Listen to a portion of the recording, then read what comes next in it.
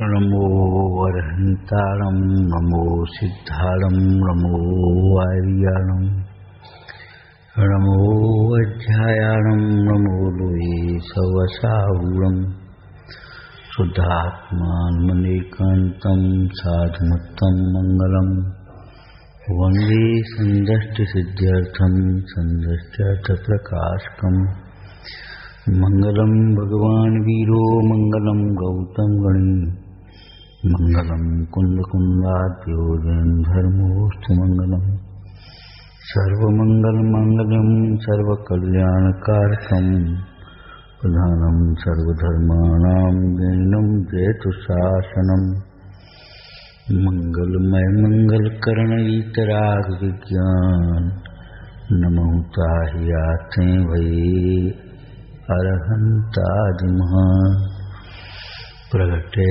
निज अनुभव करे चेतन सत्तारू सब ज्ञाता लख के नमो समय सार शिवु जीवम जीवम दब्बम जिनवर वसहीन जीर्ण निर्दिष्टम देवेंद्र विंदवंदम वंदे तम सर्वदा शिरसा दुविहम पिमोख हेवं ध्याणे पावनद जमुनि मुनि नियमा तमहा पयत चित्ता यूयम ध्यानम समभ्यसः। आचार्य भगवंतों ने निधि तो बताई है, निधि प्राप्ति की विधि भी बताई है। वस्तु स्वरूप तो कहा ही है, वस्तु स्वरूप को समझ करके क्या करना है ये भी बताया। मोक्ष बताएं और मोक्ष मार्ग न बताएं कैसे करेगा। आत्मा बताएं और आत्मा के अनुभव की प्रक्रिया न बताएं तो क्या होगा आत्मा का। थोड़ा सा संकेत हम स्वाध्याय वाचन के संबंध में भी कर रहे हैं इस प्रसंग में कि विषय को कहने के बाद उपदेश शैली में उसका प्रयोग अंत में कर लेना चाहिए। जैसे पर्याय अनित्य हैं, संयोग अनित्य हैं, इसलिए तू इनसे विरक्त हो, शीघ्र अपना हित कर ले, ये जरूरी है। ये उपदेश शैली। पर्याय अनित्य हैं, संयोग अनित्य हैं, वो तो ठीक है। शास्त्र से ज्ञान नहीं है, गेयों से ज्ञान नहीं है, कल भी कहा था हमने। इसलिए तू शास्त्र पढ़ने में ही मत अटका रहे, तत्व निर्णय करके परस को पर जान कर विरक्त हो, अपने को आप रूप जान करके अनुभव। हमारे श्री गुरु कैसे हैं? अपने उपयोग को बहुत नहीं भ्रमाते, तो थोड़ा भ्रमाते होंगे, ऐसा अर्थ नहीं है। थोड़ा उपयोग आता है तो उसको लंबायमान नहीं करते। जैसे एक आहार का विकल्प आया, बस चल दिए अपनी प्रतिज्ञा के अनुसार। आज कैसा मिलेगा, कहाँ मिलेगा, कौन पूछेगा, क्या होगा, और थोड़ी ठंडी बहुत है, आज कोई गर्म चीज खाने को मिल जाए तो ठीक है, गर्मी बहुत है, आज कोई ठंडी चीज मिल जाए, गला सूख रहा है, आज रस मिल जाए तो अच्छा है। उपयोग को भ्रमाते नहीं, गए जो मिला उसमें जो मन के हिसाब से नहीं, जो संयम के अनुकूल बस अपने लिया, बाद बाकी बात। पर घर में भोजन करते हैं तो अभी स्वाधीनता पूर्वक करते हैं, पराधीन होकर नहीं। अब ये बुरा मानेगा, ये लिया नहीं, ये छोड़, ये क्या कहेगा, ये क्या करेगा, इससे हमें कोई मतलब नहीं, हमारा हित किसमें है।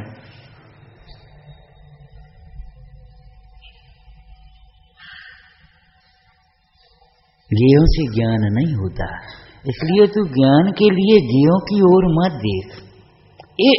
अब ये मोक्ष मार्ग साथ में हुआ, संत समझ में आया ना। आपने पढ़ा होगा, एक वस्तुनिष्ठ कथन होता है, एक उपदेश परक कथन होता है। चरणान योग में उपदेश परक है, द्रव्यान योग में भी उपदेश परक है। कल कहा था ना, अपन तो आत्मा है, अपन को क्या करना? अरे क्या करना, आत्मा अनुभव है कर, आत्मा है तो है। आत्मा जो आत्मा है सत्ता, अनादिकाल से अनंत काल तक, वो थोड़ी सुख का कारण बनेगा बिना अनुभव करके। है तो उसका अनुभवन कर, अनुभवन होने पर उसकी प्रतीति आएगी,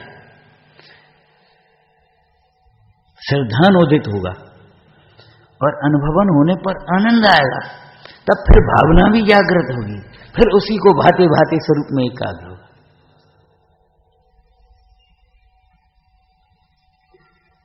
यह अध्यवसान, अभी चर्चा चल रही है, यह अध्यवसान मिथ्या है। मिथ्या को आचार्य भगवान ने टीका में 3 प्रकार से सिद्ध किया। मिथ्या दर्शन रूप है, अज्ञान रूप है और आचारित रूप है। ठीक है ना? अब इसलिए तू इन अध्यवसानों को छोड़, बस इतना और आ जाना चाहिए, हमारा मतलब इतना है। इसलिए तू इन अध्यवसानों को छोड़। महाराज कैसे छोड़? कि यही तो कह रहे, मिथ्या दर्शन रूप है, अज्ञान रूप है, असंयम रूप है, आचारित रूप है, तो फिर फल की अपेक्षा कहें तो दुख रूप है। मिथ्या दर्शन, ज्ञान, चार्य, अज्ञान और असंयम तो दुख के कारण है ना। यह अध्यवसान तेरे लिए दुख के कारण। वह बात टीका में आई, यह अध्यवसान पर में अकिंचित करें, लेकिन अपने लिए तो अनर्थकारी है। इसलिए तू इन अध्यवसानों को छोड़। यह अध्यवसान बंध के कारण है, इसलिए तू इन अध्यवसानों को छोड़।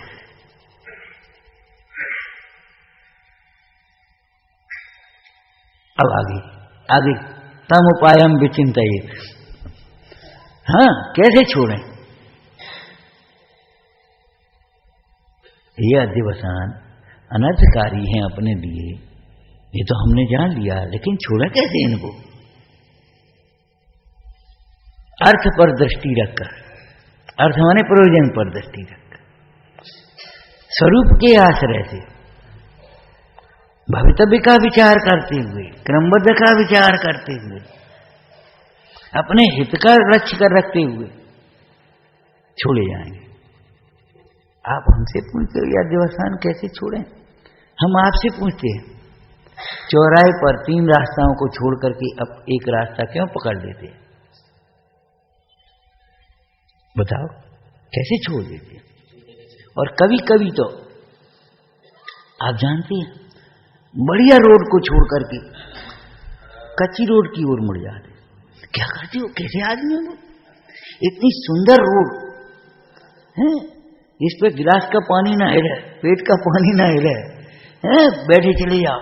उस रोड को छोड़कर तुम ये कच्ची रोड की ओर मुड़ रहे, क्या कर रहे हो? कैसे मुड़ जाते? कोई मोड़ देता होगा, कोई देवता? हाँ, वो विवेक है, तुम्हारा देव है। ये भले अच्छी दिखती है, लेकिन हमें हमारे गंतव्य से दूर करने वाली है। ये भले रूखी दिखती है सड़क, कच्ची दिखती है, खराब दिखती है, लेकिन यही सड़क हमें हमारे घर तक पहुंचाने वाली है, हमारे गंतव्य तक पहुंचाने वाली है। ये संयम का मार्ग भले ही कष्टकारी दिखता है, लेकिन हमारे हित का साधक है। भले ये देव ऐसे दिखते हैं, इनके पास कोई श्रृंगार नहीं, कोई बाहर का वैभव नहीं, नग्न दिगंबर हैं, भले ये साधु ऐसे दिखते हैं, इन्हें कौन पूछता है? इनके पास क्या मंत्र, ये कैसे बताओ? अपना रोग तो ठीक नहीं कर पा रहे। राज्यसभा में यही तो कहा था, ये जैन मुनि बादराज मुंडाज को देख लिया तो ये मुनि क्या जगत का भला करेंगे, अपना रोग तो ठीक नहीं कर पा रहे, क्या फायदा? अरे रे, रोग ठीक नहीं कर पा रहे, रोग ठीक कर पा रहे, ये बात मत सोचो। रोग के काल में भी सुखी होने की कला इन्हीं के पास है। रोग दूर करने की बातें नहीं है, रोग के काल में भी सुखी होने की कला सीखने के लिए हम आए। आपको कहा था इन भगवंतों के पास सुख मांगने नहीं आए, सुखी होने की कला सीखने आए।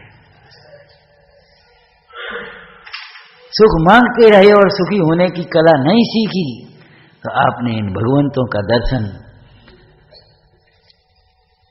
करते हुए भी नहीं किया, कोई मतलब ही निकला। शास्त्र पढ़ करके यदि हमने सुखी होने का उपाय नहीं सीखा, क्या है सुखी होने का उपाय? सुख स्वभावी आत्मा को पहचान, अनुभव ना। अगर ये नहीं सीख पाया तो क्या मतलब निकला? हाथ में दीपक लेकर के भी कुआं पर गिरे। द्रव्य संग्रह जी टीका में ये दृष्टांत है। हाथ में दीपक लेकर के भी कुआं में गिरे, उसका दीपक लेकर के चलना कार्यकारी नहीं हुआ। शास्त्र पाठी भी मूढ़ है जो निज तत्व अजान। क्यों? शास्त्र है नहीं ज्ञान, विचारना। शास्त्र पाठी भी मूढ़ है जो निज तत्व अजान। काय पाए के तप नहीं कीना, धन को पाए दान नहीं दीना। आगम पढ़ नहीं मिट्टी कसाय, कौन काज तीनों आए।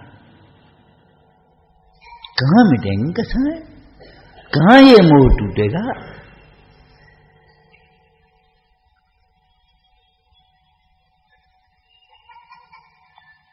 कैसी सुंदर शैली है। इसलिए तुम ध्यान का अभ्यास करो। पहले ज्ञान का अभ्यास, फिर ध्यान का अभ्यास करो। एक गाथा का स्वाध्याय करते समय हम ये प्रेरणा कर रहे हैं कि हम चर्चा करते हैं, सुनते हैं, पढ़ते हैं, और बहुत लोग कहते हैं बहुत दिन हो गए सुनते पढ़ते, कुछ समझ में नहीं आता, प्राप्ति तो हो नहीं रही अपनी। थोड़ी देर बैठना भी सीखो, अभ्यास करो बैठने का। अनंत काल तक निरवलंबी रहना है। ये अवलंबनों की सारी कब तक जियोगी? कई बार ये बहनें पूछने लगती हैं, साहब 4 दिन वो अशुद्धि के हैं, बड़ी मुश्किल से कटते हैं, तो साहब वो पत्र पत्रिका पढ़ने, कैसेट सुन रहे, फलाना करने। अरे निरवलंबी रहने का अभ्यास कब करोगे? है 25 दिन जो पढ़ा है उसका अंतरंग में अभ्यास क्यों नहीं करना चाह रहे? वो सासू तक आ जाते हैं तो वो क्या करें अब 10 दिन में? वो तो बहुत मुश्किल है, क्या करें? अरे क्या करें? अनंत काल तक हमें बिना अवलंबन के रहना। अपवित्र है पवित्रो बा, सोइस्तो दोस्तो बा, ध्यायेत। क्या करें? जो पढ़ा सुना है उसे सार्थक करो। लेकिन हम अवलंबनों के इतने अधीन हो गए, ऐसा लगने लगता सुना सुना, अब क्या करें?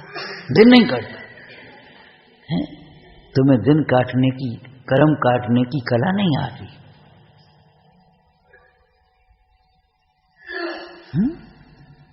विचार करो, ये कोई व्यवस्था है कि हम सुनाते रहे तुम सुनते हो?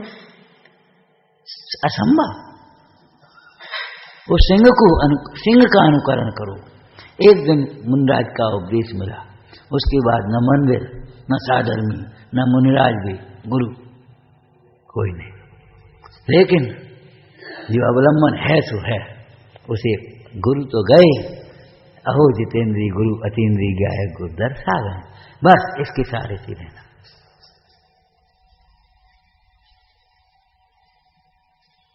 कैसे उस सिंह ने जंगल में अकेली, सत को संख्या की जरूरत नहीं, जंगल में सिंह अकेला सोचता है, हजारों मृगों से क्या है, कितने नक्षत्र हैं, लेकिन चंद्रमा की बात ही अलग है।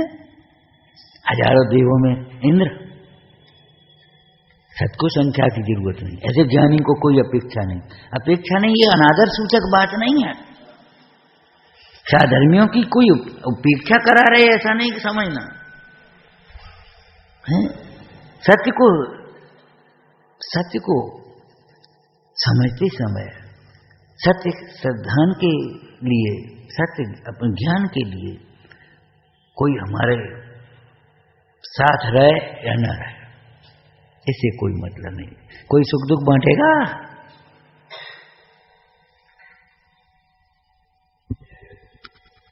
सुख दुख बांटेगा क्या भाई? वो मिथ्यात्व का पाप अपने को भोगना होगा, कसायों का पाप अपन को भोगना होगा।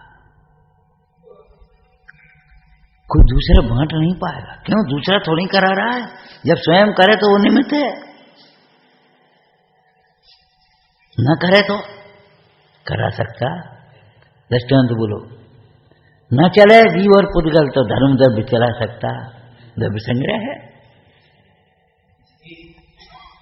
अच्छंताणेव सोने गच्छंताणेव सोने। आगे भी लगा लेना चाहिए काल द्रव्य में भी। न परिणमते हुए को कौन परिणमाए? क्या मतलब? परिणमनशील द्रव्य निरंतर है और काल द्रव्य निरंतर निमित्त है। फिर ये क्यों कह रहे न परिणमते को नहीं परिणमाएगा? देखो भाई, रात सोने के लिए है, दिन जागने के लिए, काम करने के लिए है। ये सामान्य कथन लोक में कहा जाता है। लेकिन कोई 8 बजे भी न उठे तो क्या करेगा? सूर्य क्या करेगा बोलो? और कोई रात में बैठ करके अपना आत्म ध्यान करे, न सोए तो रात जबरन सो जा, रात है रात, रात जबरन सुला देगी, दिन जबरन जगा देगा। बोलो, अपना न माने तो परद्रव्य अपना मनवा लेगा। बहुत लोग, आप तो अपना घर समझो यार, कैसे समझ रहे? जब नहीं है तो कैसे समझो? जहां जन्मे थे अपना नहीं हुआ। ये भूल भव में करते रहे, जहां गए वहीं अपना घर समझ बैठे और दुखी होते रहे। कैसे अपना घर समझे? हे भाई, श्री गुरु कहते हैं अपने घर को पहचानो। घर छोड़ने से गृह त्याग नहीं होता, अनागार नहीं होता। घर पहचानने से गृह त्याग होता। घर पहचानो और अपने घर में ऐसे संतुष्ट हो कि इस बाहर के घर की जरूरत ही नहीं है। पाप नहीं रहेगा तो पाप छिपाने के लिए कोई किवाड़ की जरूरत नहीं है। शरीर में ममत्व नहीं रहेगा तो ठंड गर्मी और छिपने की कोई जरूरत नहीं है। स्वच्छंदता नहीं रहेगी। अपना घर चाहे जब उठो चाहे जब खाओ। अरे अपना घर न उठो न खाओ, अपना घर तो ऐसा है, न वहां उठो न सो न खाओ न पियो न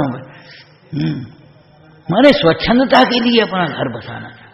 सचमुच विषयासक्त जीव घर को चाहता है, घर के लिए गृहिणी चाहता है, फिर बाल बच्चे चाहता है, फिर उनके लिए पैसा चाहता है। परिग्रह के लिए परिग्रह की चाह निरंतर उत्पन्न होती रहती है। हे भाई, ये घर बसाने का समय नहीं, घर बनाने का समय नहीं, घर समझने का समय है।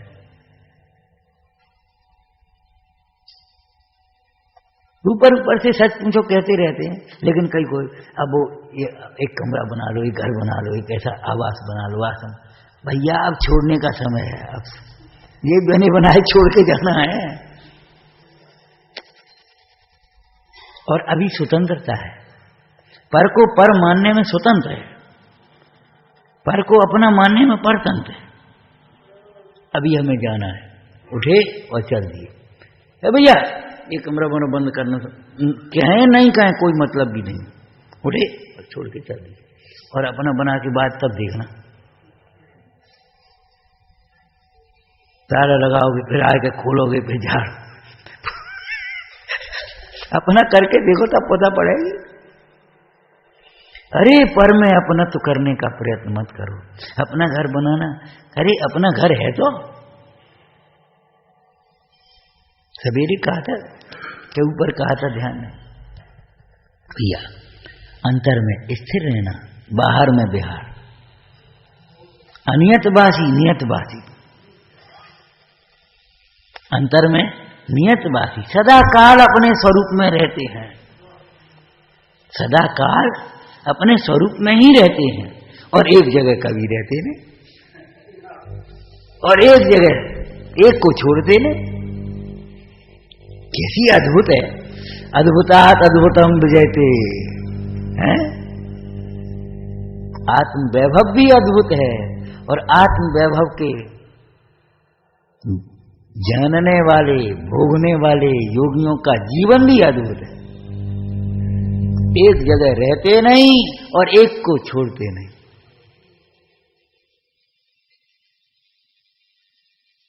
बनवासी व्यवहार कहते हैं, निज में निवसन हारे हैं, धन मुनि राज हमारे हैं, धन मुनि राज हमारे हैं।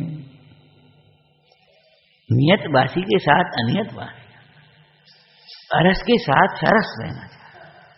हमेशा ये बात ध्यान रखना, अस्थि पूर्वक नास्ति में, अस्थि के बिना नास्ति नहीं कर पाओगे।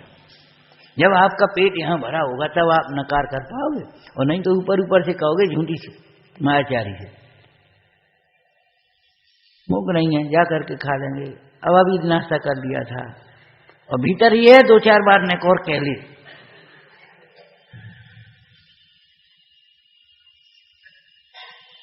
मायाचारी चलेगी भीतर। तृप्त है वह तो अग्रभ से अगर एक आध ग्रास इतना दे भी लेगा, अरे भाई तुम नहीं मानते लाओ, तो इसके अंदर में निषेध बरतेगा।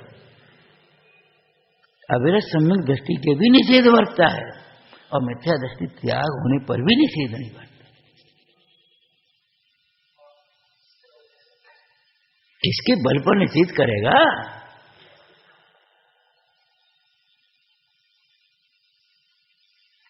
भाई समझ में नहीं आती। लड़के कभी कभी पूछने लगते हैं, शादी करें कि नहीं करें, करें तो बड़ी उलझन है,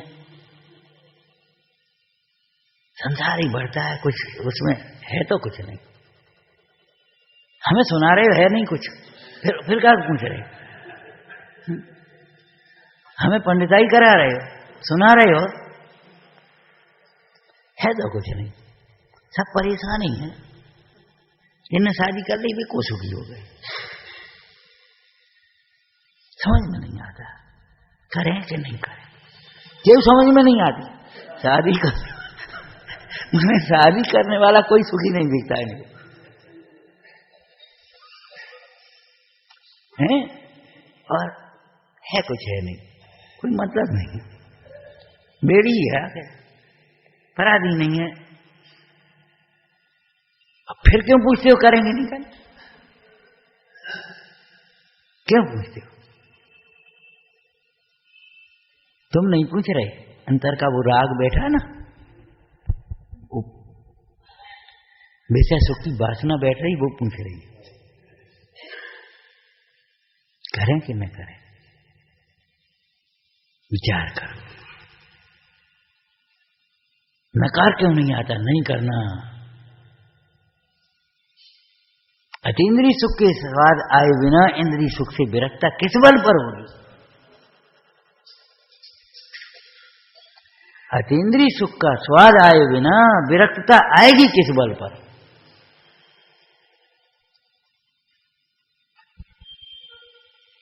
निज बला देन बीजता। क्या करें, परिणाम चलित होते हैं, स्थिरता नहीं आ पाती। अरे अपना आत्म ज्ञानाभ्यास करोगे, स्वसन्मुख होगे, ये तो शास्त्रीय शब्द है, अपने हित पर दृष्टि रख करके सोचोगे तब तुम नकार कर पाओगे, स्थूल रूप से भी।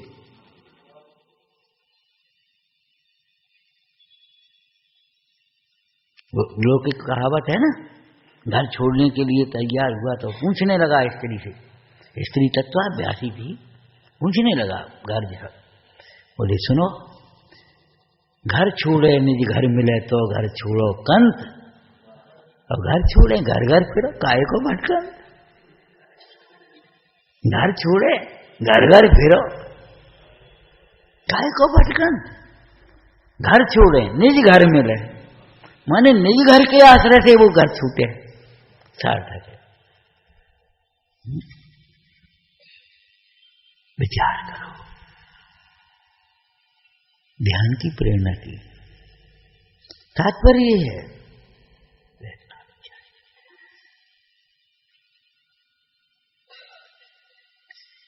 ये तत्व चर्चा, पढ़ना सुनना, ये समझो भोजन बनाना है। भोजन बन रहा है, बना रहे, आटा लाओ, कढ़ाई लाओ, दवा लाओ, अग्नि जलाओ, ये बनाओ, पानी लाओ, ये लाओ, बनाओ। अब बनाते बनाते रखते जाओ और सबको पंगत में खिलाता जाए, पेट कैसे भरेगा भाई? ये तो मुंह में नाचता है, भैया तुमने हमारी चिंता मत करो, हमारी चिंता मत करो, ये तो मुंह का नाच है। बाद बाकी है बनाता जाओ और सबको खिलाता जाए। क्या ये संभव भी है? संभव भी है, सुखमय तो है ही नहीं, संभव भी नहीं है।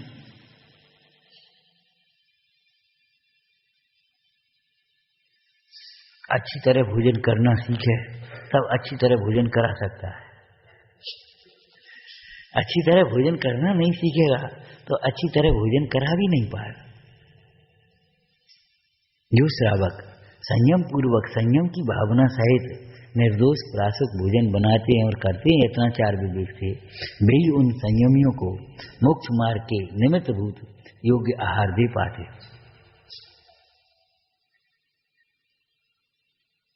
नहीं तो कहां कैसे दे पाते? राग तो विघ्न करने वाला है। जहां राग का अतिरेक हुआ समझ लो उपसर्ग आ गया। मंद राग को तो मोक्ष मार्ग में सहचर कहेंगे, सो भी विषयानुराग नहीं, ध्यान रखना, धर्मानुराग। धर्मानुराग और मंद राग ये तो मोक्ष मार्ग में व्यवहार सहचर हो सकते हैं, लेकिन तीव्र राग की तीव्रता समझ दो और विषयानुराग बाधक हो जाए। भोजन करते समय, भोजन कराते समय अगर विषयानुराग आ गया, समझ लो मोक्ष मार्ग की क्रिया नहीं रही, फिर वो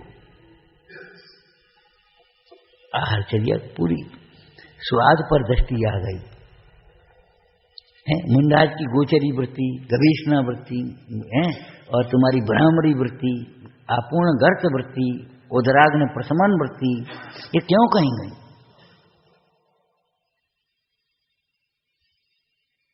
तुरंत वहां मोक्ष मार्ग चला जाएगा, उलझ जाएगा। मति व्यवस्थित हुए बिना ये जीव व्यवस्थाओं में उलझा रहता है। जीवन पूरा हो जाता है, व्यवस्थाएं पूरी नहीं होती। जीवन पूरा हो जाएगा, व्यवस्थाएं अधूरी रहेंगी, पूरी नहीं होंगी। इसलिए हे भव्य, तू मति व्यवस्थित कर। क्या मति की व्यवस्थितता है? कि मोक्ष मार्ग की यही व्यवस्था है। क्या व्यवस्था है? जो है उसमें भेद ज्ञान करते जाओ और अपने स्वरूप को ध्याते जाओ, और कोई व्यवस्था नहीं। क्यों? उदय प्रमाण से ज्यादा मिलेगी नहीं। आगे पीछे अपन कर नहीं पाएंगे, दूसरों को बदल नहीं पाएंगे अपने अनुसार। देखो विभीषण ने कितना समझाया, रावण को समझा सका, और कहां रावण और विभीषण का कितना प्रेम था। विभीषण की सलाह बिना रावण कुछ भी नहीं करता। आपको मालूम है एक प्रसंग इसी पद्म पुराण का, वो नलकूबर राजा की पटरानी,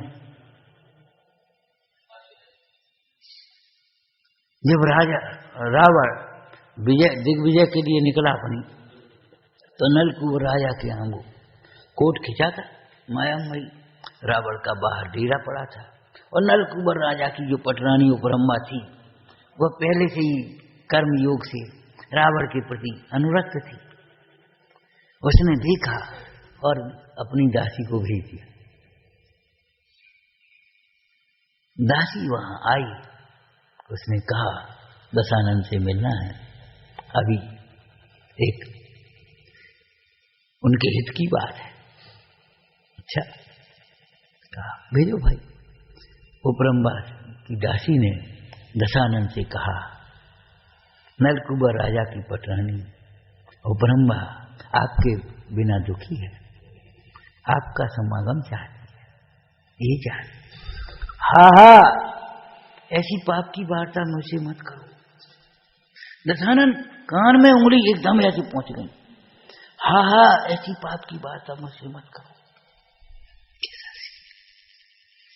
कर्मोदय की विचित्रता तो देखो। विभीषण भी था। विभीषण ने मौका देखा, झट से भाई से कहा, पहले इसको झूठा आश्वासन दो, राजनीति कोट चूकने का कोई विद्या उपाय मिल जाए। झट से दशानन ने बदल दी, ठीक है भाई भेजो। भेजा। उपरंबा आई। ये भोग संयोग डेरों में थोड़े ही महलों में सोते हैं, डेरों में नहीं, डेरा है ये तो महलों में।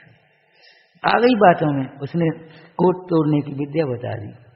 दूसरे दिन कोट टूट गया, नलकुबर राजा बंदी बना दी। अब दशानन क्या कहता है, देखो बड़े कुल की पुत्री, बड़े कुल की स्त्री, ऐसी बातें शोभा नहीं देती। अरे भोगों की अपेक्षा भी देखो तो पुरुषों में कोई विशेषता है क्या? ये ठीक नहीं है। तुम्हारे लिए नलकुबर को स्वतंत्र करते हैं। मतलब उस समय विभीषण ने जैसे कहा और झट से कहा ठीक है। आज क्या हो गया दशानन को, आज विभीषण के समझाने पर नहीं मान रहा है और कहता है निकल जा मेरे यहां से। तू मेरे प्रतिकूल बोलता है। अरे तेरी इच्छा के भले प्रतिकूल है लेकिन हित के प्रतिकूल नहीं है।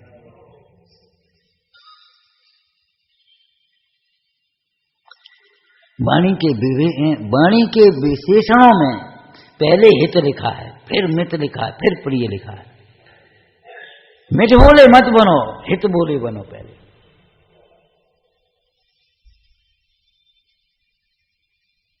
वैद्य पहले हितकारी देखता है औषधि, फिर कम से कम औषधि हो, और मीठी भी हो तो फिर क्या पूछना अच्छी।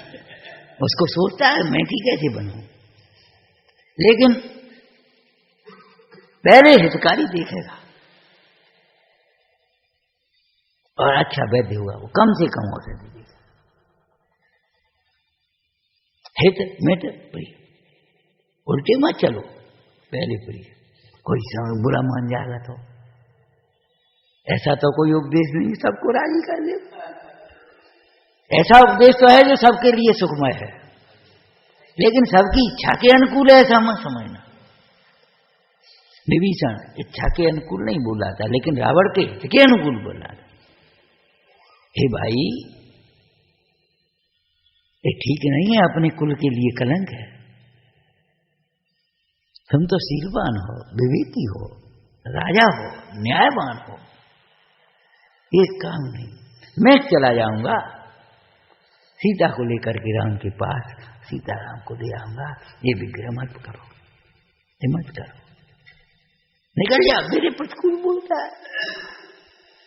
अज्ञानी की अनुकूल और प्रतिकूल की कल्पना भी इच्छा के आधार पर होती है, हित के आधार पर नहीं।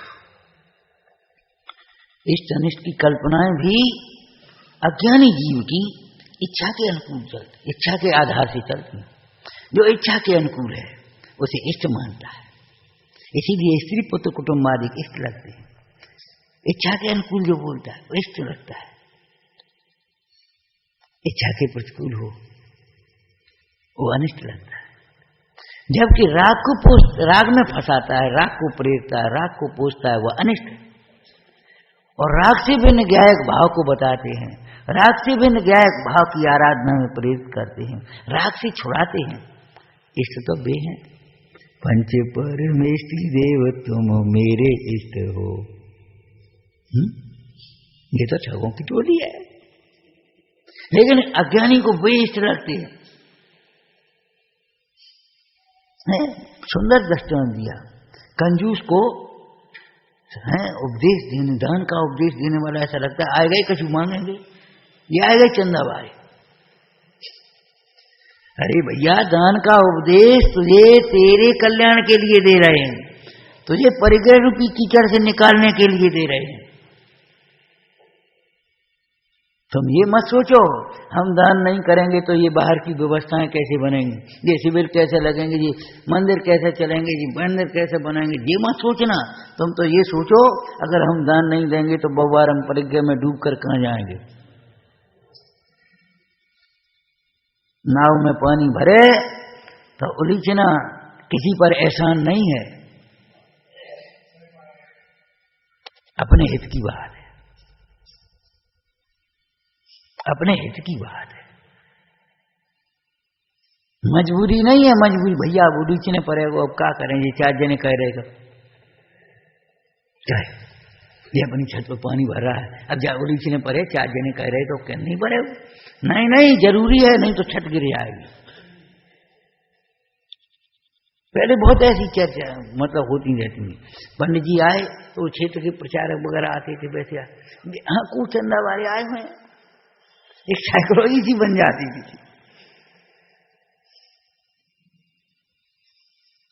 कुछ चंदा वाले विचारना, अपने हित के अनुसार अनुकूल और प्रतिकूल को देखना। तेरे हित के अनुकूल है सो अनुकूल, और हित के प्रतिकूल है सो प्रतिकूल। इच्छा के अनुकूल, अरे इच्छा ही तेरे प्रतिकूल है। शत्रु का शत्रु और मित्र का शत्रु, और शत्रु का मित्र, बोलो शत्रु का मित्र, शत्रु है ना, तो इच्छा क्या है? इच्छाएं कौन है? इच्छाएं शत्रु है ना, तो इच्छा के जो अनुकूल है विचार करो भाई, विचारना। रावण सीता को अनुकूल नहीं बना पाया, विभीषण रावण को अनुकूल नहीं बना, नहीं समझा पाया। मंदोदरी पटरानी रावण की कितनी प्रिय, पटरानी कौन बनाएगा? हजारों रानियों में पटरानी किसको बनाएगा? जिसके प्रति वैसे हो उपेक्षा भाव होगा, जिसके प्रति बहुत प्रेम होगा उसी को तो पटरानी बनाएगा। और वो मंदोदरी की नहीं सुनना।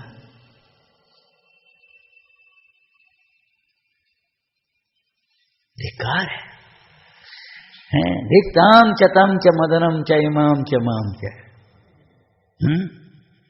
धन धन्य है ते जीव नरभव पाए।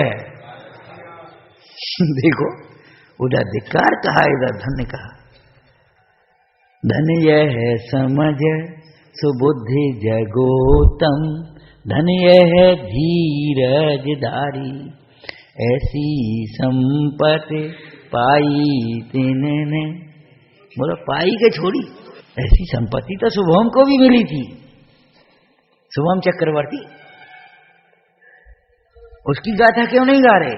ऐसी संपत्ति छोड़ बसे बन, दिन पद धोख हमारी।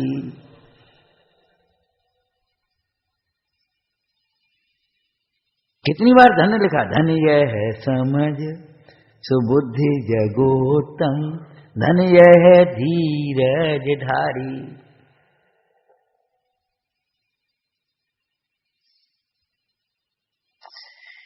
विचारना, चर्चा सुनी, शास्त्र पढ़ा, उसके बाद विचारना। आपको मालूम विचारना शब्द एक प्रसंग है, कोई संस्मरण याद है? रायचंद जी कहीं एकांत में बैठ करके अपने निकल जाते थे, ईडर के जंगलों में निकल जाते, बैठ के। कुछ लोग पता लगाते लगाते पहुंच गए। वे अपने चिंतन करते करते अपने उठे, सुबह सामने आ गए, करके बैठ गए। और बड़ी दूर से आए हैं जी हैं, उन्होंने देखा और पाठ कर रहे थे। उस समय पाठ करने के बाद देखा था तो विचारना क्या करके चले गए दूसरी जगह।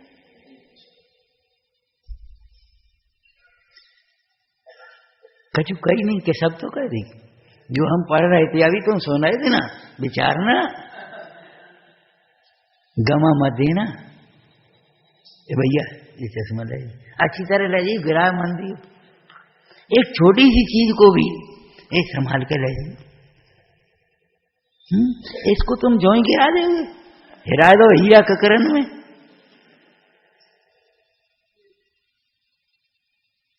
इस जिनोपदेश को तुम जाकर के विकथा में, व्यसनों में, प्रमाद में भूल मत जाना। इस जिनोपदेश को सुनकर है जिनवाणी का स्वाध्याय करके फिर उसका अंतरंग में विचार। जब विचार करोगे तब तुम्हें हितरूप भाषित होगा। जब विचार करोगे तब तुम्हें ये सत्य भाषित होगा कि ज्ञान का कार्य। कि सुनो, तत्व विचार करने से मोह भी मंद होता है और ज्ञानावरण भी मंद होता है। बुद्धि नहीं है, बुद्धि खो जाएगी, बुद्धि खुल जाएगी। विपरीत है, सम्यक हो जाएगी जब तुम विचार करो। कई बार कभी कसायों के आवेश में कुछ का कुछ कर जाते हैं, भूल जाते हैं, और मान लो सामने वाले ने कुछ नहीं कहा और उसको हम 10-5 सुना करके चले गए। जब घर जाकर के विचारते हैं, शांति से लेटते हैं, अरे भाई गलती तो अपनी गलती थी, उस बेचारी गलती तो कुछ नहीं, उसने कुछ कहा तो था, अपनी भूल हो गई। माने जब विचार करते तो अपनी भूल भाषित होती। विचार करते हैं तो मार्ग खुलता है। अंतर की लगन से अंतर में ही मार्ग मिलता है। अंतर की लगन से अंतर में ही मार्ग मिलता है। जो बाहर बाहर देखता रहता है उसे मार्ग की खबर नहीं। कहां मार्ग? बाहर में मार्ग है, कहां से मिलेगा? बाहर में राग है। बहिर्दृष्टि वाले को तो आत्मस्वरूप को बताने वालों के प्रति भी राग तो होता है। अरे साहब, ऐसा उपदेश देने वाला कहां मिलेगा? हाँ, धन्य हो प्रभु, धन्य हो। आपके बिना कौन बताने वाला है? अरे कौन समझने वाला है? ये तो देख भैया, समझने की चेष्टा तो कर।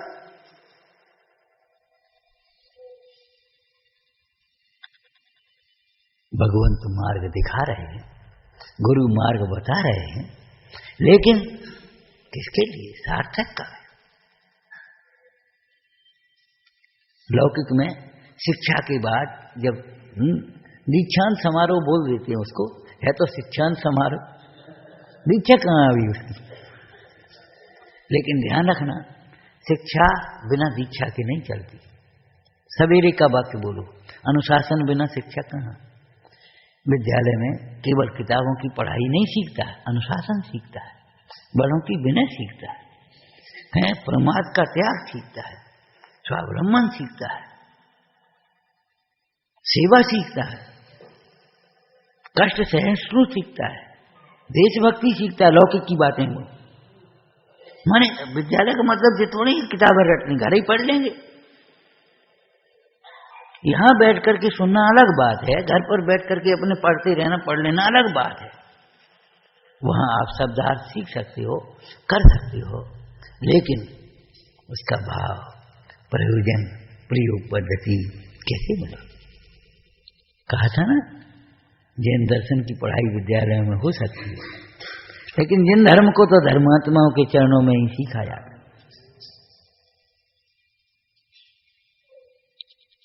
धर्मात्माओं की चरण शरण के बिना धर्म कैसे सीखा जाएगा? परिभाषा थोड़ा ही है धर्म। धर्म के संबंध में 3 वाक्य बोले थे, पढ़े पढ़ाए आपके पढ़े हुए।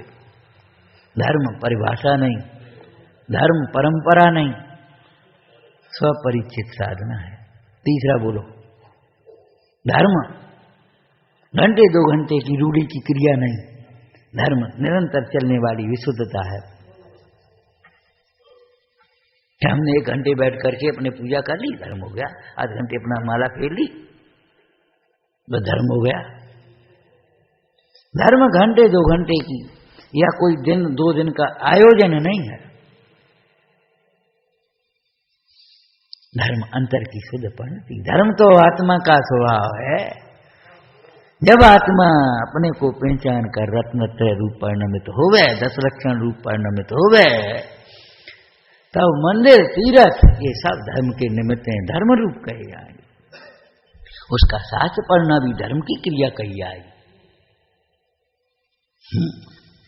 शास्त्र भी ज्ञान के निमित्त आएंगे, उसको शास्त्र का बहुमान आएगा, सब बातें होंगी।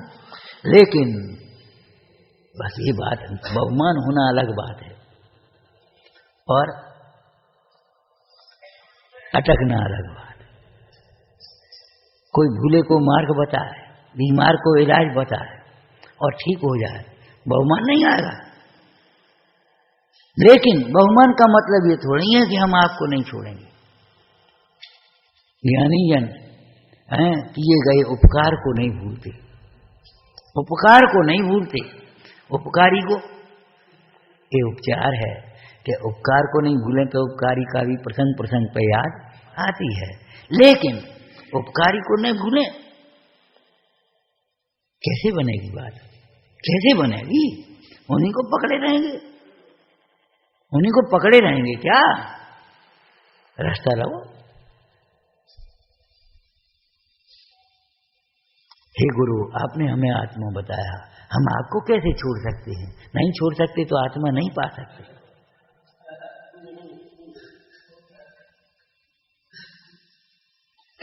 कोई कन्या कहे, हे माता, तूने मुझे 9 महीने गर्भ में पेट में रखा है, कितनी मुसीबतों से पाला पोसा है, तेरी गोद में मैं खेल लोट पोट करके बड़ी हुई हूं, तो ये तो नहीं छोड़ सकती। नहीं छोड़ सकती तो पति को कैसे प्राप्त करेगी? विचार कर। एक बात। दूसरी बात, तू माता को नहीं छोड़ेगी, माता तो ये छोड़ जाएगी। संसार की ये व्यवस्था है। विचार करो। आपने हमें आत्मा बताया तो आत्मा ग्रहण करने के लिए बताया कि आत्मा बता करके मेरी शक्ल देखने के लिए बताया? बता। ये तो लौकिक घरों की बातें हैं, घरों के दृष्टांत हैं। मां जल्दी भूख लगी बहुत जोर से, कल शाम को भोजन नहीं कर पाए। अच्छा बेटा ठीक, जल्दी तैयार हो जा, बैठ। उसने थाली परोसी। अब वो देख रहा मां को, मेरी मां कितनी सुंदर है, मेरी मां कितनी अच्छी है और कितना बढ़िया भोजन बनाया। ओह कैसी गोल गोल ये रोटियां हैं, क्या बढ़िया जैसी सब मिठाई है, कितनी गंध आ रही है। मां क्या कहेगी? बेटा क्या सोच रहे? क्या कुछ नहीं, यही सोच रहे। क्या देख रहे? कचौड़ी तेरी शक्ल देख रहे। अरे खा जल्दी, भोजन ठंडा हो रहा है। तू तो कहता था बहुत भूख लगी है। भूख भोजन की प्रशंसा से नहीं, भोजन के खाने से मिलती है। भूख भोजन की प्रशंसा मात्र से नहीं, भोजन करने से भूख मिलती है।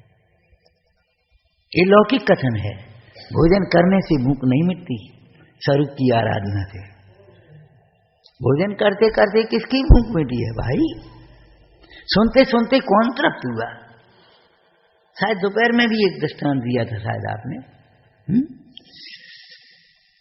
इंद्र ने तीर्थंकर बालक के रूप को देखने के लिए 1000 नेत्र बनाए।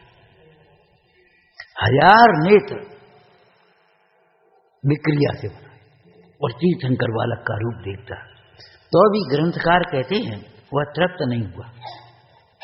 इस पर से हमने क्या कहा, कई बार कहा होगा, आपको याद होगी।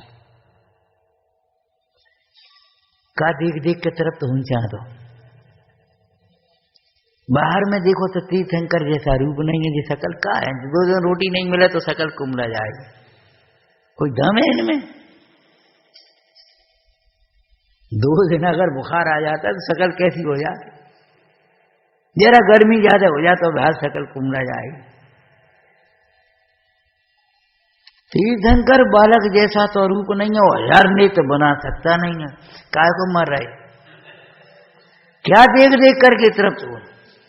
हे भव्य, चिद्रूप को अंतर दृष्टि से, अंतर चक्षु से देखना ही तृप्ति का उपाय है।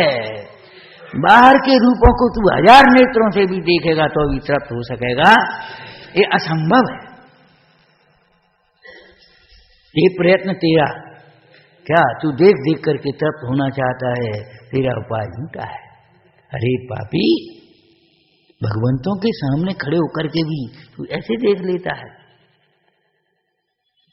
पापी, अन्य स्थाने कृते पापम धर्म स्थाने विमुच्यते, ऐसे देखता है। क्या करता है, क्या चाहता, मरना चाहता है।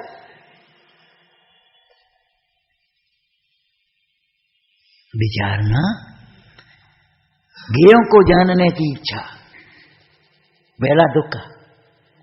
दूसरा इच्छा, उसको अपने अनुसार परिणमाने की इच्छा। तीसरा, अनुकूल परिणाम आ जाए तो मग्न हो जाए, अनुकूल परिणाम जाए तो मग्न हो जाए। चौथी इच्छा, प्रतिकूल हो तो हटाना चाहे। बोलो दुख का मूल है कि सुख का मूल? तीर्थंकर जैसा तो रूप नहीं, देखो तो कहीं हो तो कहीं देखो, कंपटीशन में कहीं सौंदर्य प्रतियोगिताएं होने लगी, अरे रे पाप की पराकाष्ठा है, पाप की पराकाष्ठा है। ये बाहर के रूप देखने दिखाने के नहीं है, सौंदर्य का, श्रृंगार का, बाह्य प्रदर्शन शील का कलंक है। अशीलवान पुरुष उसको देखना भी नहीं चाहते, परती लग ये धरती निरखें हैं। आपको टीवी और उनमें आपको बताया था ना, ये जितना भी आप देख रहे हो कुशील भी है वो, क्यों परिस्त्रियों को देख रहे हैं, ये पाप है। वहां हिंसा का तांडव है, मार धाड़ में, और वो अच्छा बहुत अच्छी, तो पाप है तुम्हारे यहाँ। 5 पाप खड़े हो रहे, तुम्हें हो जाए कुछ, क्या देख रहे हो? बाहर में जिन रूप, अंदर में चिद्रूप। तीसरा कुछ मोह जिए के वृथा। यहां तृप्ति का मार्ग मिलेगा और यहां तृप्ति मिलेगी। क्या कहा? जिन रूप को देखेगा तो तृप्ति का मार्ग मिलेगा, और चिद्रूप को देखेगा तो तृप्ति मिलेगी। गिनवाणी सुनेगा तो मार्ग मिलेगा है, और अंतर में अंतर्मुख होगा तो मुक्ति मिलेगी।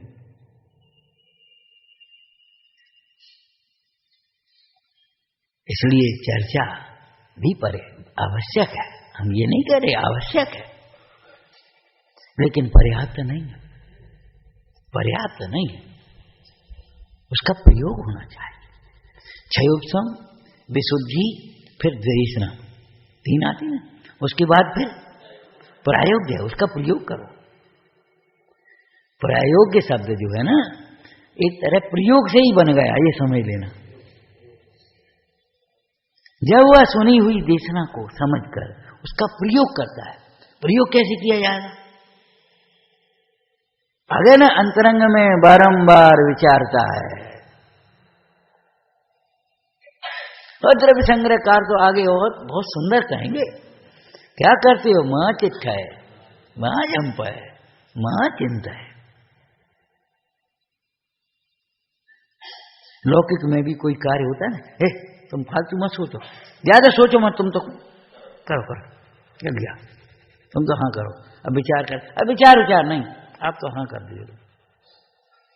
बोलो, अगर यहां कहते हैं ज्यादा विचार करते, तुम तो हाँ करो, हाँ करो, विचार ही करते रहोगे।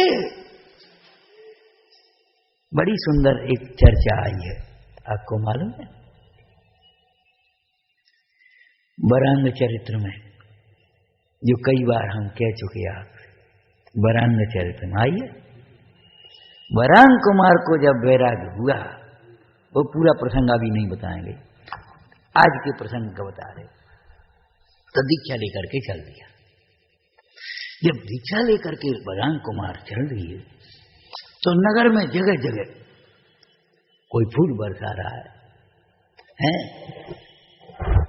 कोई नमस्कार कर रहा है, चार वहां बैठे बातें कर रहे हैं।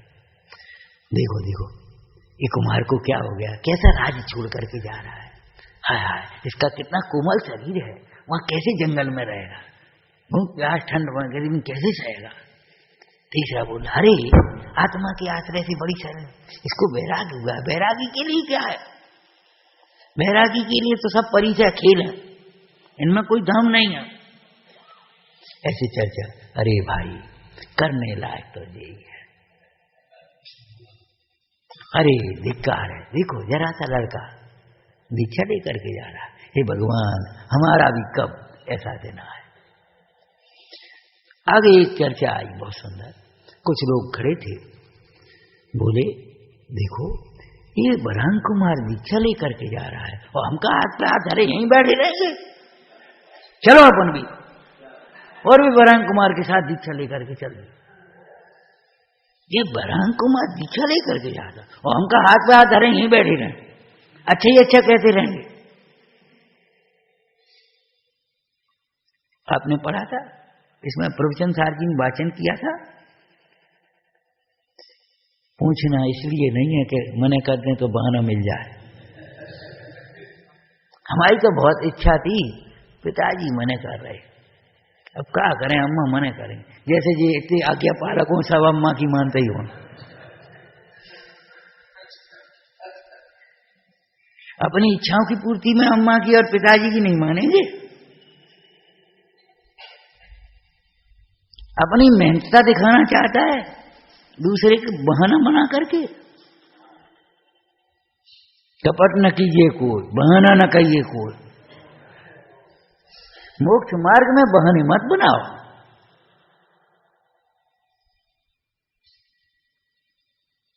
क्या करें, तो हमारी तो बहुत भावना थी, अब मां मने कर रही है, कहती बेटा फिर कैसे काम चले, तू अकेला तो लड़का, हमारा बुढ़ापे में क्या होगा।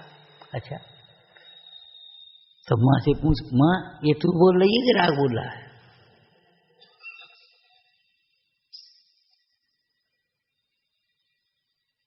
बुढ़ापे में क्या होगा, तत्वाभ्यास करेगी हैं, वैराग होगा तो तेरा कल्याण होगा, और मुंह में पड़ी रहेगी हैं, और लड़का बहू नाती को मरण होगा।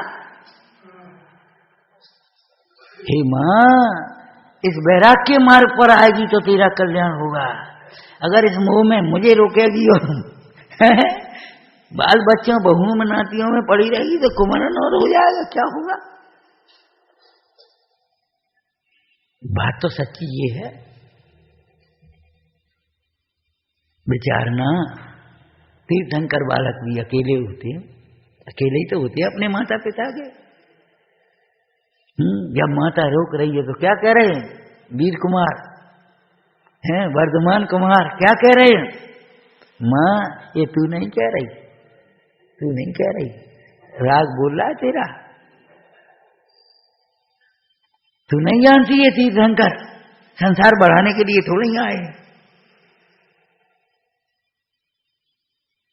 और मां के राग को एक झटका लगा और टूटा। हाँ बेटा जाओ जाओ, यही तुम्हारे लिए कल्याण का मार्ग है, उपाय है, यही जगत के कल्याण का निमित्त है, तुम्हारे लिए कल्याण का कारण है और जगत के लिए कल्याण का निमित्त है। जाओ, मां का स्वरूप तो ये है, नहीं तो शरीर की जननी। हमारा मतलब ये है कि वो घर में इसलिए थोड़ा ही पूछेगा कि कह दें तो चले जाए, नहीं कह दें तो फिर भैया मजबूरी है, कहना नहीं है। ये तो अंदर में इतना वैराग्य पक गया है कि रोके नहीं रुकेगा। तो फिर ये पूछने का नाटक क्यों कर रहा है? अरे नाटक नहीं, कोई और भी विरक्त हो तो भी साथ में चले। आचार्य महाराज ने कैसे लिखा होगा ये? तो चर्चा करते हैं, पढ़ते हैं, सुनते हैं, बहुत अच्छी बातें हैं ये, बहुत अच्छी बातें हैं, प्रशंसा नहीं है इस भूमिका में।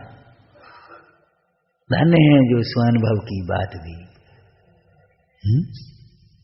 विचार करो, लेकिन बात ही करती है, ये नहीं लिखा। क्या कहा? धन्य है जो स्वानुभव की चर्चा, बात भी करते हैं, चर्चा भी करते हैं, चर्चा ही करते हैं।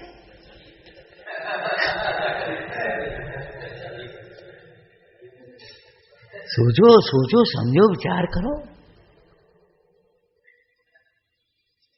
चर्चा ही करते हैं।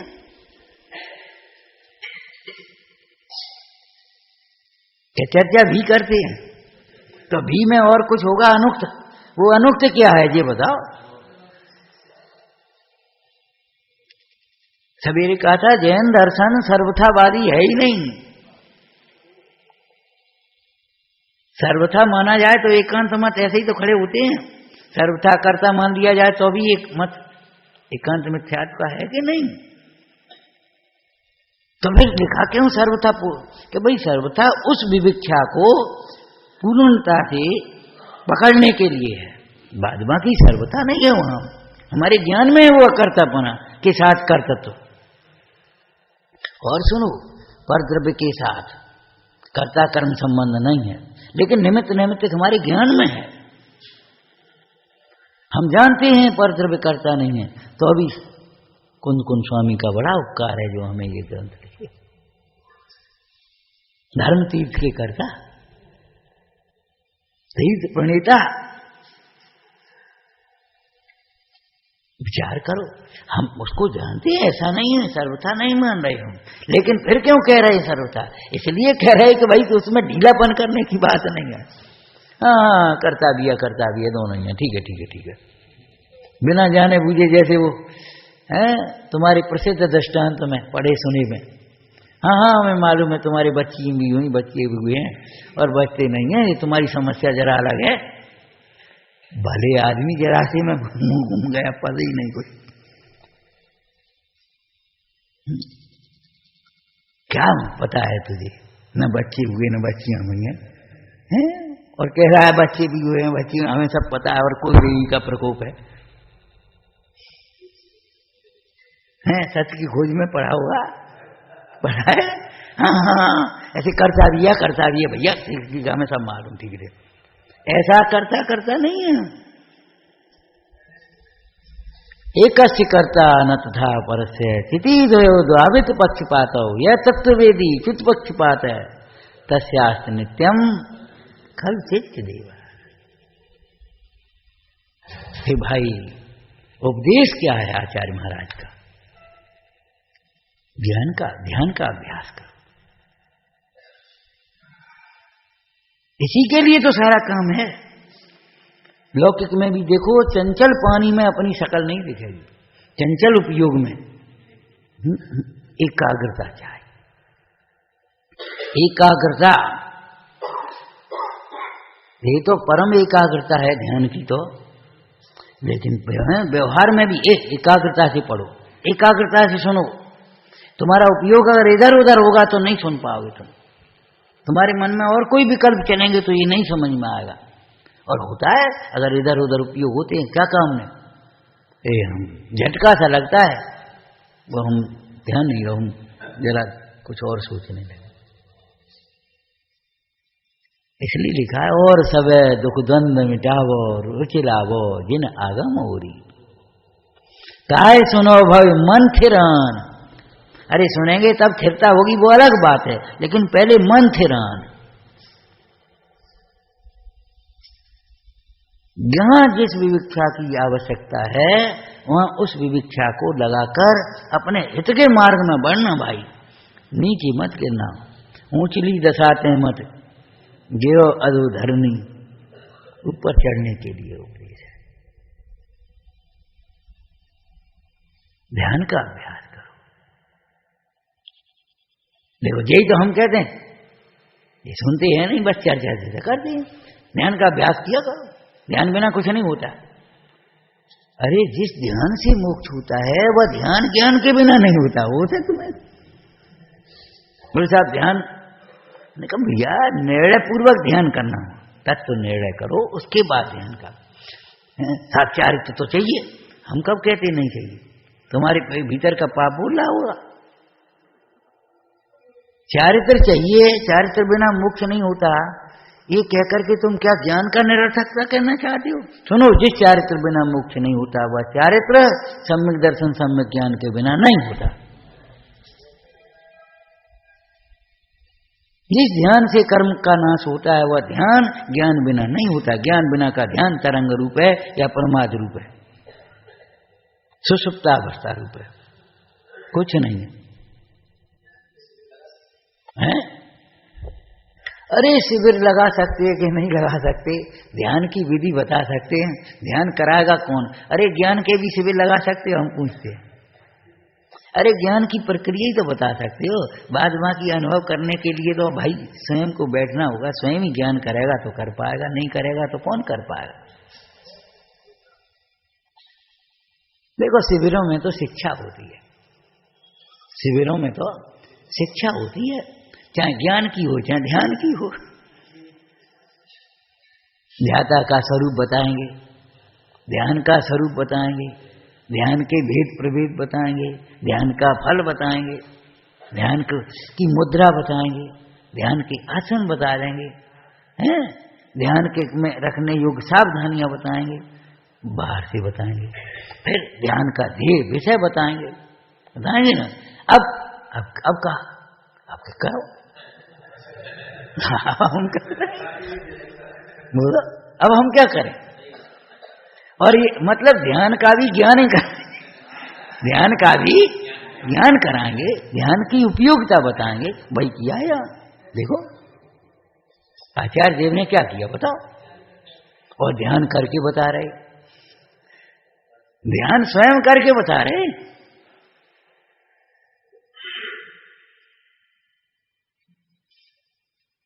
अब चाहे तुम इसे शिविर समझ लो, चाहे कक्षा समझ लो, जो तुम्हें समझना हो समझ लो। हमारा मतलब ये है, ज्ञान और ध्यान के दो पक्ष खड़े मत करो, निश्चय और व्यवहार के दो पक्ष खड़े मत करो। और अपन तो ज्ञान पक्ष वाले हैं, ये तो ध्यान वाले, अपन तो निश्चय वाले, ये तो व्यवहार वाले, अपन व्यवहार वाले, ये तो निश्चय वाले। इस प्रकार से तुम कुछ भी नहीं पा सकते। पक्ष छोड़ पार की निहारो नेक नीके कर, जैन बैन और बैन।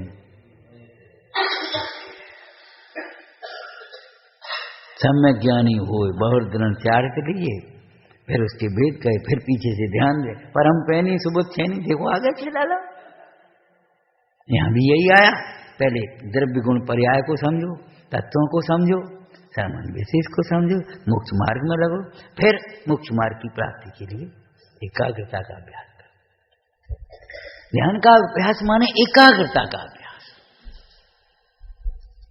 चिंता में ही मत पड़े रहो, कैसे कल्याण हुआ, कैसे समझ में आएगा, क्या करें, हैं? तत्व ज्ञान के बल से चिंता को छोड़ो और एकाग्रता का अभ्यास करो। ये उसका भावात्मक अर्थ समझ लेना चाहिए। ओम नमः सहजानंदी शोध स्वरूपी, विनाशी में आत्म स्वरूप। जानंदी शोध स्वरूपी, विनाशी में आत्म स्वरूप। नंदी शोध स्वरूपी, अविनाशी में आत्म स्वरूप।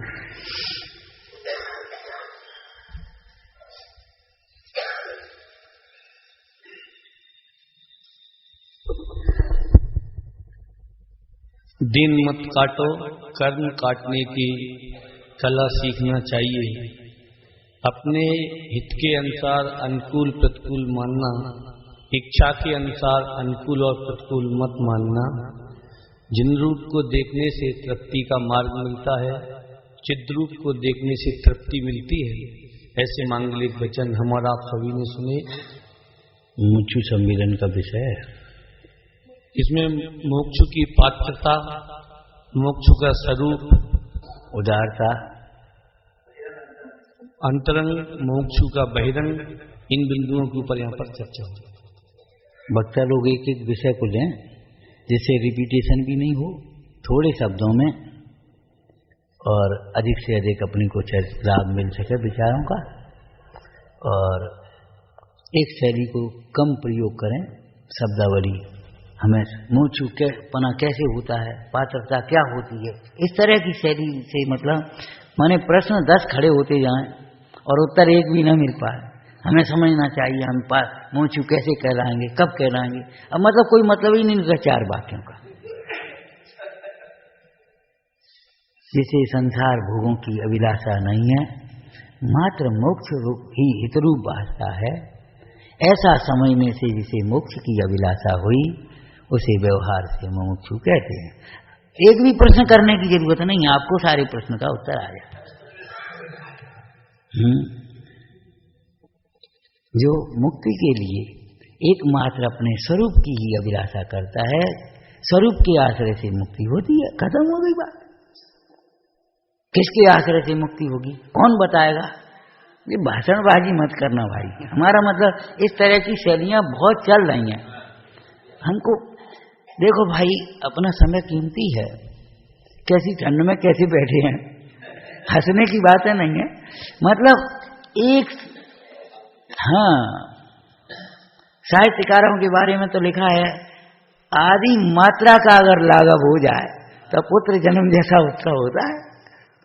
आदि मात्रा कम हो गई। यहाँ पर अच्छी कविता, अच्छी रचना जो होती है, उसमें से आप एक अक्षर कम नहीं कर पाओगे। शब्द जाल नहीं है, केवल प्रश्न प्रदर्शन नहीं, समाना। अध्यात्म संगोष्ठी में जो राशियां प्राप्त हुई हैं, सहयोग राशियां जो प्राप्त हुई हैं, वह इस प्रकार है। श्री वीरसेन जी सराफ साहब 5100 रुपये, श्री प्रमोद जी सराफ भिंड स्टेशन रोड भिंड 5100 रुपये, श्री संजय जी सराफ सदर बाजार 5100 रुपये, श्री नरेश चंद जी मनोज कुमार जी सराफ हाउसिंग कॉलोनी 3100 रुपये, श्री जिनेश्वर दयाल जी शुद्धात्म प्रकाश बंगला बाजार 3100 रुपये, श्री अशोक कुमार जी सराफ अटेर रोड 3100 रुपये, श्री अभय कुमार जी जैन फ्रीगंज 2500 रुपये, श्री उत्तम चंद जी बरोई वाले खंडा रोड 5100 रुपये, श्री उत्तम चंद जी जैन सदर बाजार 2100 रुपये, श्री देवचंद जी जैन पद्मा गारमेंट्स 2100 रुपये, पंडित महेंद्र जी शास्त्री 2100 रुपये, श्री आनंद कुमार अमित कुमार सराफ सदर बाजार 2100 रुपये, श्री हृदय मोहन जी विजय कुमार जी जैन पुस्तक बाजार 2100 रुपये, श्री रविकांत जी आदित्य कुमार जी जैन सीए पुस्तक बाजार 2100 रुपये, श्री सुभाष चंद जी जैन सराफ अकलोनी वाले 2100 रुपये, गुप्तदान 2100 रुपये, श्री राजेंद्र कुमार जी वकील साहब 1100 रुपये, श्री विनय कुमार जी जैन महावीर चौक 1100 रुपये, श्री शांति किशोर संजीव कुमार जी पुस्तक बाजार 1000 रुपये, श्री अमरचंद जी विवेक कुमार जी जैन बंगला बाजार 1100 रुपये, श्री मुकेश जैन देव मशीनरी खंडा रोड 1100 रुपये, श्री देवेंद्र कुमार जी प्रवीण कुमार जी जैन कटरा मोहल्ला 1100 रुपये, श्रीमती हेमलता जैन राजेंद्र कुमार जैन फ्रीगंज 1100 रुपये, doctor D K Jain, doctor Saurabh Jain doctor लाइन 2100 रुपये, श्रीमती अचला मित्तल ग्वालियर 1001 रुपया, श्री सुमत प्रकाश जी मयंक कुमार जैन मोवाले पुस्तक सदर बाजार 1100 रुपये, श्री केशव चंद जी विनोद कुमार जी जैन गोपाल टाकीज वाली गली 1100 रुपये, Shri Nahmi Chand ji Kaushal Kishore ji Jain KK tent house housing colony 2100 रुपये, श्रीमान चक्रेश कुमार जी जैन मोवाले झंडारोहण करता 5100 रुपये, श्री नीरज कुमार जी धीरज कुमार जी अतुल कुमार जी भिंड वाले उद्घाटनकर्ता 11,000 रुपए। श्रीमान रानू कुमार जी जैन, विद्याधर नगर जयपुर 1,500 रुपए। श्री नरेंद्र कुमार जी, अखिलेश जी जैन, देवनगर कॉलोनी 1,000 रुपए। श्रीमती मीरा जैन, डॉक्टर निर्मल चंद जी जैन, पुस्तक बाजार 1,100 रुपए। श्री वीरेंद्र कुमार जी, हरसौरा कोटा 1,000 रुपए। श्री प्रेमचंद जी शोपुर 1,000 रुपए। श्री प्रकाश चंद जी सौरभ जी जैन, पेज नंबर 1 2,100 रुपए। श्रीमान सुनील कुमार जी जैन, दिल्ली 1,100 रुपए। श्री पृथ्वी चंद जी जैन, दिल्ली 1,100 रुपए। श्री मंगल सेन जी जैन, दिल्ली 1,100 रुपए। शेष कुछ राशियां और भी प्राप्त हुई हैं काफी लोगों से, वह राशि समय अभाव के कारण मैं नहीं बोल पा रहा हूं। जिन भाइयों की भी इच्छा हो जो सहयोग राशि जमा कराना चाहें वो काउंटर आकर हमें जमा करवा दें। धन्यवाद। जिनवाणी हे जिनवाणी भारती जिन रैन, जो तेरी शरणा गए सो पावे सुख। या वाणी के जानते सूझे लोकालो, सो वाणी मस्तक नमो सदा देत हूँ।